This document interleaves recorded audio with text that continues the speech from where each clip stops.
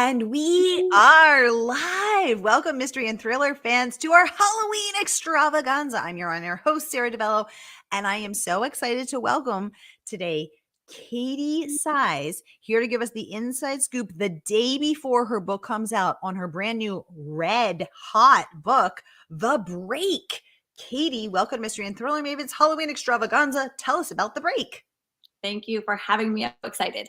So The Break is a psychological suspense novel about a young woman who goes in to deliver her first baby at a New York City hospital, and she has a very traumatic birth and can't remember much of what happened. And she returns home with her beautiful baby, and she just has this feeling like something is really wrong, and she cannot shake the dread. Something just doesn't feel right. Days later, her husband hires this beautiful babysitter to come and help Rowan, my main character. And Rowan experiences almost like a psychological break and accuses her sitter of harming the baby when the sitter really has not. And Rowan looks down and she sees her baby sleeping peacefully in the bassinet, and comes back to, realizes what she's done. Her sitter runs out, extremely upset, and days later, her sitter disappears. And Rowan, my main character, the new mom, is implicated, becomes a suspect, and really has to put her mind back together to figure out what has happened to her beautiful babysitter, June. Well, we've got a brand new mom, a beautiful babysitter, and some suspense. What could go wrong, Katie? What could go wrong? We got a lot to talk about. I'm so excited to dive into every delicious detail. First, I just want to welcome everyone who is watching. So we're going live to 7 different destinations across Facebook and YouTube. No matter where you're watching from, you're in the right place. This is the right time, and it is Mystery Monday, and it's the Halloween extravaganza. It's going to be 7 years before it's Monday Halloween again. So you're in the right place, and we've got all treats, no tricks for you today. So if you've been here before, you know how it works. If you're new, welcome. We're so happy to have you. Here's how it works. Every Monday for #Mystery Monday, because Mondays can be murder, I give you my handpicked featured authors and you get to ask them anything. So ask Katie about The Break, about her research, about her characters, about June, the beautiful babysitter, Rowan, the new mom, Gabe. We got a lot of characters to talk about. We got so much to get into. Get the questions going in the comments. Sherry, welcome to the conversation, saying hello. Hi, Sherry. Hi, Sherry. Sherry says she loves the cover. Anissa, welcome. She's saying hello, Sadie. Sarah, Sadie. We're Sadie now. That's our celebrity name. Sarah and Katie are Sadie. Hello, Sarah and Katie from rainy South Carolina. Anissa is an amazing bookstagrammer. Welcome back, Anissa. She's saying, also, what a gorgeous cover. You're getting so many comments about the cover. Let's talk about this gorgeous cover, Katie. So, yeah, so tell us the story of the cover. You've got The Break. This is this was one of those times when, and I'm sure you've maybe had this happen, but they emailed me and that was the first shot. It was just what the designer Zoe Norville did, and I opened my email and I was like, oh my God, this is the dream cover. I love this cover. I love that the woman on the front could really be June or Rowan. Yes. And I just love that. I love that you're not entirely sure. And I want to hold that cover. I want to walk it around. And I don't know if you've had this experience, Sarah, but sometimes, depending on how much you love your cover, it makes you even more excited to promote your book, because you feel like, okay, this fits the story and it makes sense. And the whole package makes sense as one piece of storytelling. So I just want to walk around my town like with that book and just hold it and see if anybody also tells me, like you guys, that they like the cover. But yeah, I love that cover. Well, the cover caught my eye too. When I got my advanced copy, I was like, whoa, red is my favorite color. And I loved how it was ripped apart, because that's so mysterious, but also we're talking about Rowan's fragmented memories and her struggles to put things back together. So I was like, whoever did this is brilliant. I'm always just sort of in awe of cover designers, because I would be like, I could never start. Yeah. I don't know. I have no idea. Anissa saying happy pre-pub day. Yes, everybody. Katie's book is out tomorrow. This is a special pre-launch event. And Anissa, who's an amazing bookstagrammer and librarian, she wants to know, Katie, what do you know now that you wish you knew as an author just starting out? Great question. That's a great question. I guess that I wish I had known when I first started writing that it's really, if you're lucky, and you can do it for a lifetime or for as long as you really feel the desire to write stories. It feels like just a long path, and you get better the more you work at it. So I like to think of it as a career that you can continue to improve. Each book can maybe be stronger than the last one. Um, and I guess I never knew that when I started writing. I thought like I've got to come out of the gate with something so good. It's got to blow everybody away. And my first novel didn't sell. So I remember being devastated, but I'm pretty stubborn. And so I just kind of kept at it, kept working at it. And now when I write, even though it's not perfect, but I can feel them improving the way you would with another career. And you wouldn't be surprised if you got better at your job in another career, but there's something about writing where I think I didn't realize that could happen. And I wish I had sort of told myself back then, like, just keep working. They'll keep getting, you'll get there, but you're going to have to really put in the work and write a ton and practice. That is really interesting, Katie. I haven't heard that answer before. That is a very cool perspective, and a positive perspective, because it gives us permission to get better and to have that chance and that possibility. Anissa, thank you for the great question. And Anissa's sharing that she dressed up as a librarian today for school.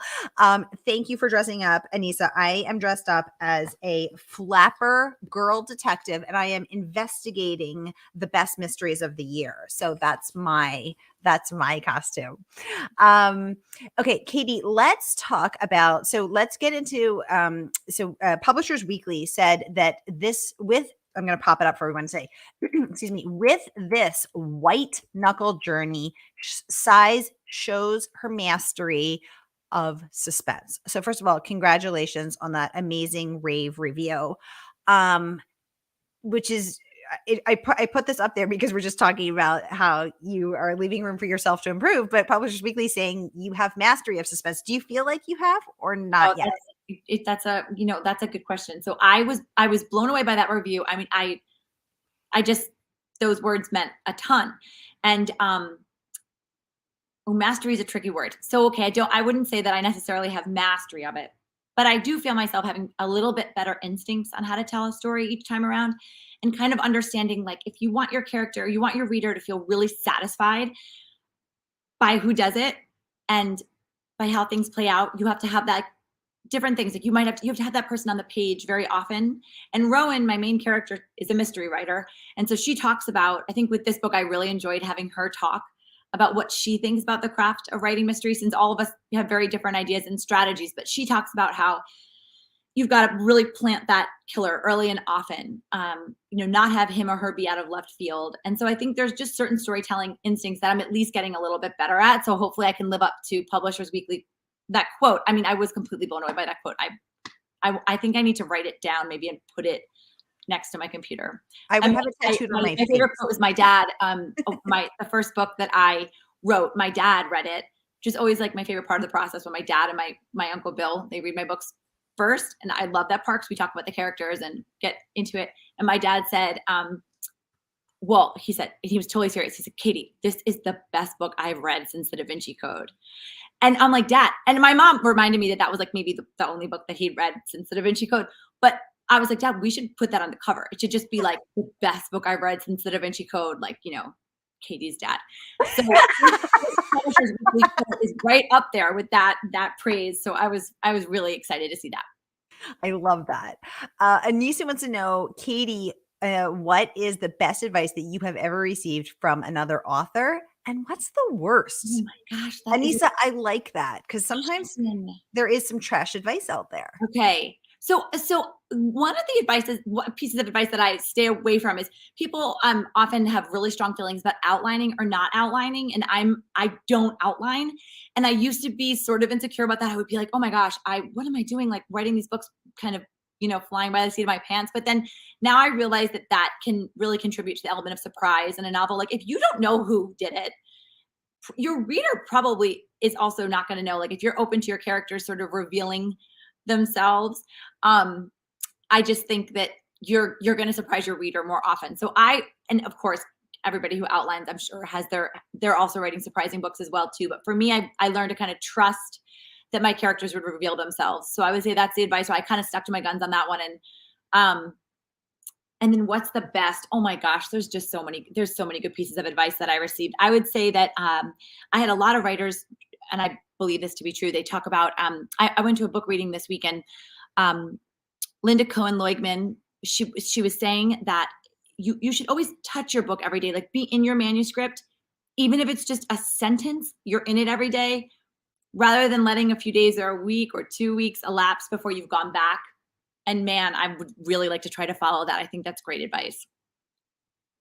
That is great advice because I have sometimes gotten burnt out and Mhm. stopped touching my book. Right. And then I come back and I'm like, what was the story about? Wow. Why was I so excited about this? Yeah. Yeah. I can't remember. Exactly. Exactly. Okay. Great question here from Sherry.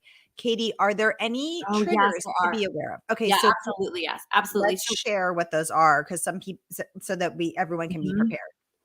And that this was something that I really thought a lot about how to address it in the beginning. I did a dedication in the front of the book that talks about to any mom who has any family or parent really. Actually, I'm gonna watch me topple down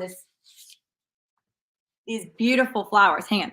I'm gonna read you this dedication, and I'm hoping that this is, appropriate for somewhat of a trigger warning.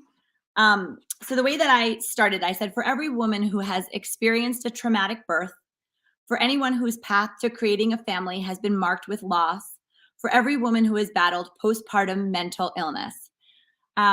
So miscarriage and infant loss are triggers in this book for sure. And that was something that I had a lot of, I had a postpartum doula read it. I had some physicians read the book. I really wanted to do right by that and to treat that story respectfully. And so, yes, those would be the triggers to be aware of for sure for the book. Sherry, that's such a, Infertility as well. I'm sorry, Katie, go ahead. I was going to say infertility as well. I mean, there's definitely, it really goes there with postpartum loss and or with loss, and it's really the hard stuff. Okay, perfect. So just to make sure I get them all. So postpartum, so infertility, Mhm. postpartum, mental illness, Mental health, mental health. Thank you. Um, miscarriage, infant loss. okay, perfect. So I think, Sherry, thank you. I want to say thank you so much for that really thoughtful question. In my 2.5 years and 350 interviews, no one has ever asked that. And it actually makes me realize I should be asking that every single week, every single book. So thank you for thinking of that and for being brave enough to ask. And oh, Sherry saying thank you for answering. Um, okay, really important that we all protect ourselves and be prepared for what it is. For me, the triggers are animal cruelty. I cannot read a book. I can't do it. But also if I'm prepared, it's really helpful.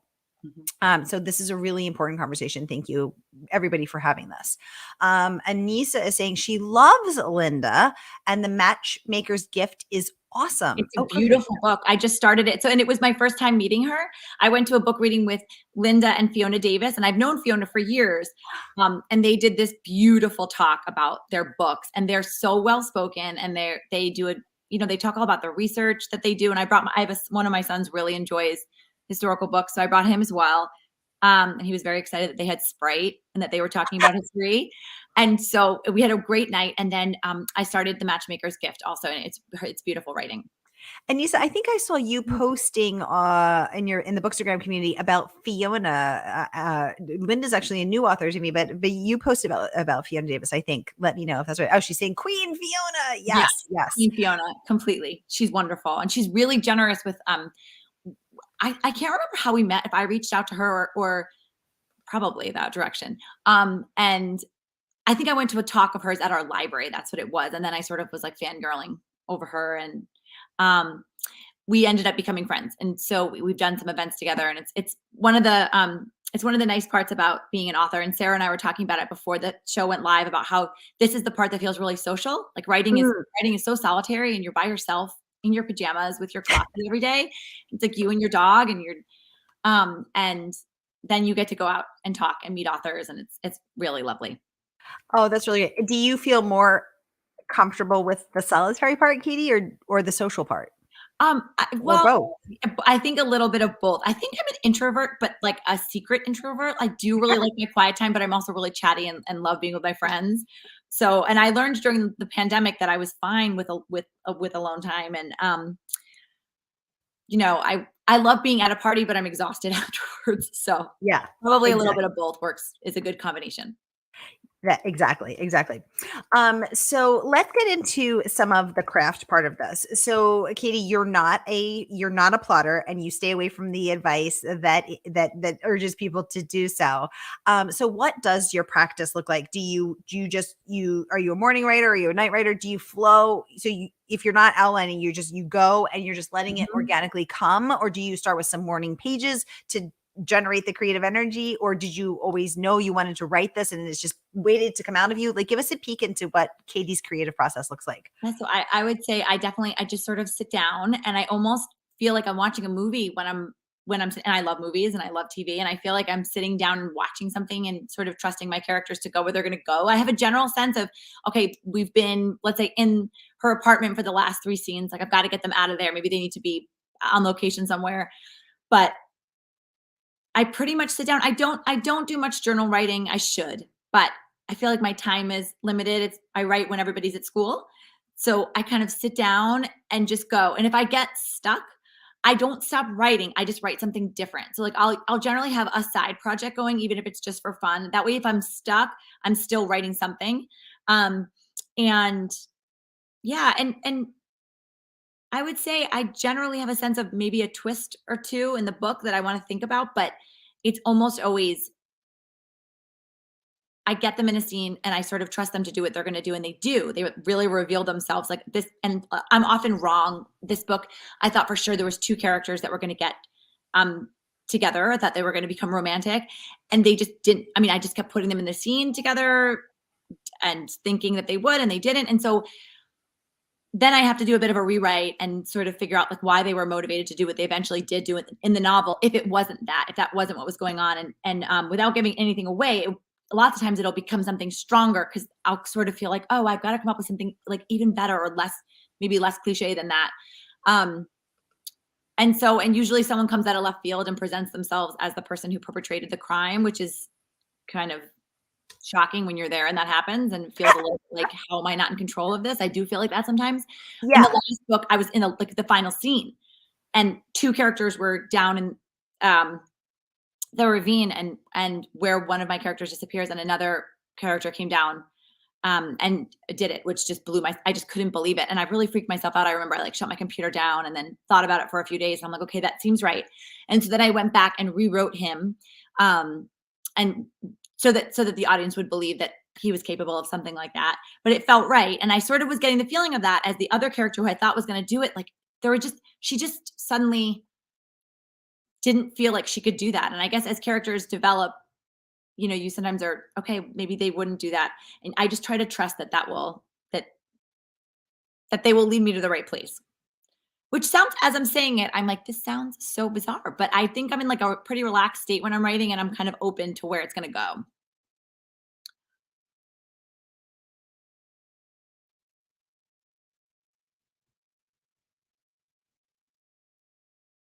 You know what, Sarah? I lost your volume. I'm Oh, sorry. I sorry. was, I was, I was, I was, I wanted to cut. I was typing, and so I didn't want my clickety clacking to be bothering people. So I muted myself. So I was saying, all of us to varying degrees have experienced that state, Mhm. which as a yoga teacher, I would call divine flow. Yes. Other, writers might call creative flow, Mhm. or creative inspiration. My question to you is A, do you believe in that? And B, if the characters are surprising you as the creator of these imaginary characters, where do you think that story is coming from? Where is it flowing from? Yeah, that's a really good question. I don't know where it's coming from. I mean, I definitely believe in divine flow, and I believe in creative flow, and absolutely believe that there's certainly a creative energy that people tap into and artists tap into, and it feels like it's in the air. And when you're with a bunch of creative people, like I miss being in a room. I used to be a theater major, and I miss being in a room with a bunch of creative people when all at once, if you were writing together or you were acting together and things just went anywhere. I love that. And I love improv. It feels to me like that, but it's almost like I have to play both sides. So if before I was only one actor in that scene, always saying yes, that's the rule of improv, right? You always say yes to your partner, and no matter what they say or do, you go along with it. And so I think maybe after so many years of doing that, now it's almost just like playing two, like being able to see like, okay, well that person said that. So like what would this next character say, and being able to be in both. But I certainly believe in divine flow and creative flow and all that. So, do you feel like you're half of a scene partner when you're writing this and the characters Yeah. surprise you? So Yeah. when And they I don't think I haven't put words to that before, but that is what it feels like. It feels like being a scene partner and kind of going back and forth. so Definitely. I mean, that's exactly what it feels like, which I've so if never. the rule of improv is that you always have to say yes to Mhm. your scene Yeah. partner, and when the scene partner present what in the example you just shared where the character took you in an unexpected direction, you got so freaked out you closed your laptop and walked away, but then you came back and said yes, and then Right. it went And it's okay. That's terrifying for me right. because I would be like, but what if I don't know how to react in the No, yeah. moment? Right. Right. Yeah, and it's a funny thing, so it'll be like if you're on stage and someone comes in and says like, I heard you ate 5 ice cream cones all at once and then you didn't feel well." You have to it's a yes, like you have to go with that, and so, you can't say, "No, I didn't." That's just the rule. I mean, you just go, and so I think maybe I mean, yeah, you're definitely clarifying that for me now. I have never thought about it like that, but that's exactly what it feels like. Oh, this is so interesting. Also, I'm getting anxiety thinking about like because I would be like, my mind would go blank. I would freeze. I'd be like, I didn't eat Right. 5 ice cream. Eat those ice creams, right. Oh my gosh. Julie, welcome to the conversation. Welcome back to the conversation. Thanks for tuning in again. She says, I think I have Yep. aphantasia. So I cannot visualize things in my mind. So this explanation is fascinating to me. So this is so interesting to me because we're sitting here talking about Fiona Davis, and I just went to dinner with her, and we were talking about aphantasia. And I didn't know a word for it until dinner, So what but is yeah, I don't know. like, I understand you, Julie, and correct me if you're wrong, but it's when you can't. So like if I say to you, like, Sarah, can you envision a scene where this girl walks into the mall and then somebody else is shoplifting and she stops it? I think what you're saying, Julie, is like you cannot visualize um that scene as I described it, or if you're reading a book, um, it's hard to. So like, whereas I see it as watching a movie, that you're doing it a different way. That's my understanding. I didn't just explain that very eloquently though. Oh, that's so interesting. But I I know exactly what you seem like. You're just like, but what would the mall look like? Well, what Mhm. would the girl look like? What would the I do have a lot of questions. I'd be like, wait, what do you mean? Oh, Julie, thank you so much for sharing that. That's so interesting. And I love trying to imagine myself in your shoes and how that's right. Oh, wow. She said, yes, that's right. I can't even visualize an apple in my mind. It's fascinating. Fascinating. That Yeah. is so cool, but maybe it makes you appreciate the apple more when you're holding it in your hand. You're maybe seeing it in ways that I cannot. And Um, it makes us realize too, like we better do a really good job describing a scene because I think it's more right. someone told me it was something like 1 in 50 readers would be experiencing that. That is, by the way, not that was a quote I heard from somebody. I will look into it myself, but it seems important to know about that some of your readers would really Absolutely. need extra description. Oh, wow, Julie, thank you so much for raising this cool point, and that's leading us to this juicy conversation. Very cool. And speaking of juicy conversations and apples and Halloween, which I'm thinking of trick or treating, you get the apple. Some people give you the apple, and you're like, "Damn it, I wanted candy." Um, Julie's giving us hearts. Thank you. It's time for our next prize here on our Halloween extravaganza. So I will buy the winner a copy of The Break out tomorrow. And Julie, let's add in a surprise, shall we? You like improv, right? So let's do it. Julie, I'm going to create a Mystery and Thriller Mavens bookplate and send it to you. Will you inscribe it with a secret special message for the winner?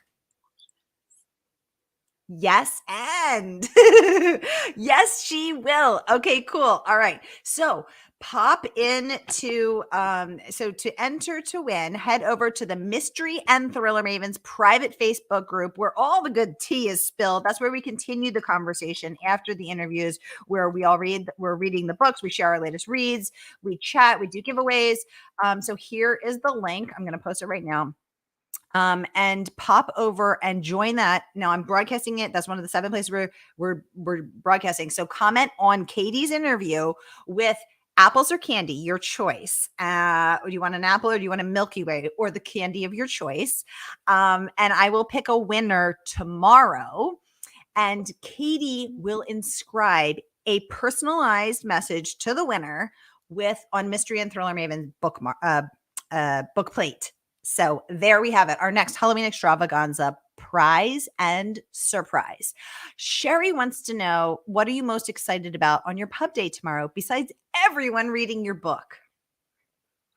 I think I'm excited for the part again when I get to tell friends. Like it's always so fun to write that email and be like, if you're, I usually just write a very quick email that's like, if you're looking for an escape or you're looking for a new story, this book, the book launches, and then I thank people for even like reading the email because we're all busy and getting a million emails. So I'm excited to every time that happens. I feel like I hear from, there's a lot of excitement and conversation, and I'm excited for people to read it. It's really fun to have people talk about characters like they're real, and to hear what people thought. I love that. I love that, to get to know them. And I'm seeing so many great answers about the candy and apples question, because we are going live to 7 different locations, so I don't have to collect answers from 7 locations. If everyone could just pop their answers in the Mystery and Thriller Mavens stream, just so that I can only look at one place, that would be super helpful. So here again is that link. It's just facebook.com/groups/Mystery and Thriller Mavens. So I can have all the answers in one place. That would be so helpful, because otherwise I'm going to have to go 7 places and it's 5 interviews today. So 7 times 5, 35. That's too many. So pop over and comment on on this interview on the Mavens group. That would be so helpful to me, you guys. Thank you so much. Now, Katie, let's talk about, so you write from multiple points of view here. So, and in multiple points of time. So the book opens in November when the inciting incident is happening.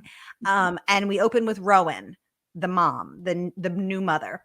Then we go back in time. We go back and forth in time between now, November, then in June, now November, then in June, as we go through. And then that's part 1. And then in part 2, we switch to June's perspective, the nanny. And then we go back and forth in time again. How the heck did you keep this straight? If you like, is it like A Beautiful Mind? Are there just signs all over your walls? I wish it was that. I wish it was that pretty. It's funny. I think that when I'm writing, I feel like it's almost like each chapter is telling a part of the story, sort of no matter when it would be set. Like if I need to see where June is and her applying for the job, I just sort of try to work it almost like a forward progression. Even if we're switching back and forth, it's still forward storytelling. So I sort of just dive into that. And this book that I'm currently working on, I'm going to try to tell it linearly. But I do find that sometimes it's really helpful, especially with the thriller genre, to be able to go back, and usually you have a character who's either disappeared or has come into some kind of trouble. So to be able to go back and really show what they got into. But I am going to try this next one to go linearly. But I would say mostly, though, I just sort of tell myself, no matter what's happening, it's always going forward in some way. Oh, that's so interesting. I like how you think of forward time, even when we're going technically back in time. Right. Okay, cool.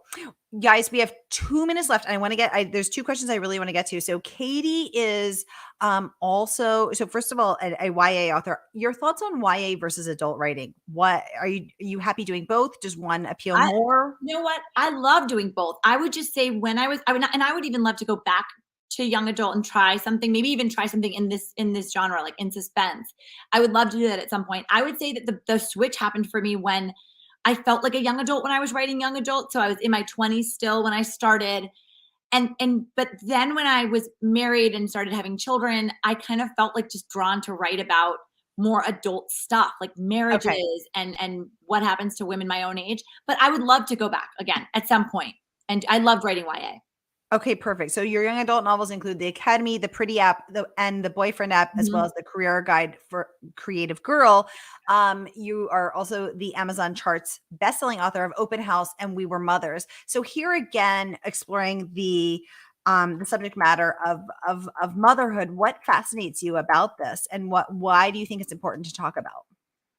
Well, I think that the idea of having to get to the bottom of something or solve a mystery that seems unsolvable when you've just brought home a newborn and you're in the postpartum, like the haze of postpartum, and experiencing whatever you're experiencing, whether that's anxiety or in Rowan's case, PTSD.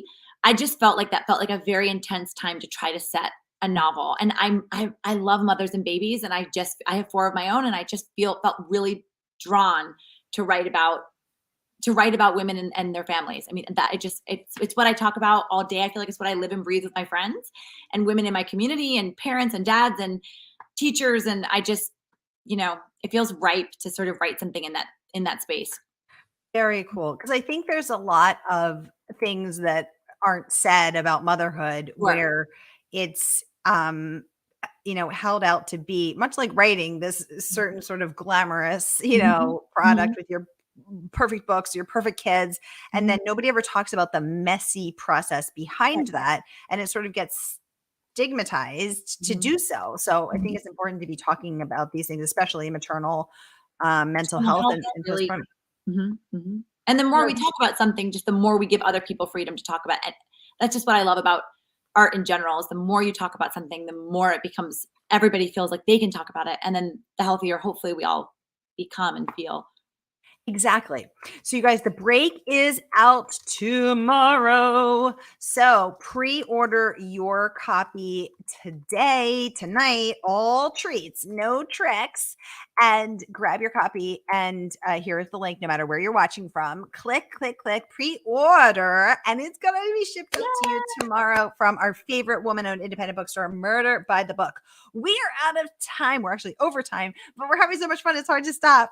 But Katie's probably going to get all 4 kids dressed up and out there getting Trick-or-treating. candy and probably, hopefully, not apples. All No treats. apples. No apples. Katie, happy Halloween. Thank you so Happy much for Halloween. joining us. Congratulations. Happy pre-pub day on the break. Y'all, thank you for joining us for this Halloween extravaganza. We got one more author to go. Erin E. Adams up at 5:00. And I got more prizes and surprises. So stay tuned. Katie, thank you so much for Thank joining you so us. much. Thank you, everybody. Thank you, Sarah. Yay.